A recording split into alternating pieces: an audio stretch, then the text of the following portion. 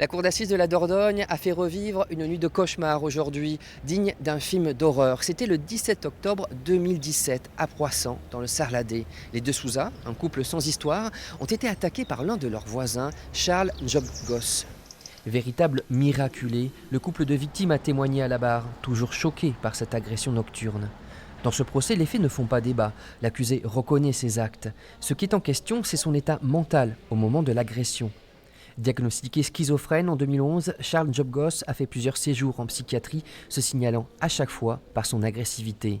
Devant les jurés, il a ainsi déclaré comme étant proportionnés les coups de couteau qu'il a donnés à ses victimes. Pas de quoi rassurer la cour, ni son avocate. Ma position est très compliquée, délicate on va dire, parce que je suis là aussi pour porter la parole de mon client, mais je suis là pour défendre ses intérêts. Aujourd'hui, mon client est sous tutelle, ce qui prouve bien qu'il n'est pas en capacité de choisir ce qui est bon pour lui. Moment fort de cette première journée, le témoignage de la mère de l'accusé. Voilà le dossier que j'ai écrit depuis 2012 pour mon fils, pour essayer de faire en sorte qu'on le soigne. Au moment du drame, Charles Njobgos vivait chez sa mère, après une peine de prison de 4 ans.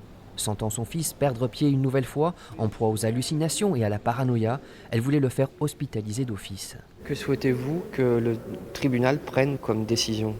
Je pense que pour Charles, en priorité, pour sa santé psychiatrique, c'est l'hôpital psychiatrique, mais en UMD, des unités spécialement aménagées où il peut passer des années, et pour le bien de la société. La place de cet homme violent est-elle dans une prison ou dans un hôpital ? La réponse sera donnée à l'issue des audiences lundi prochain.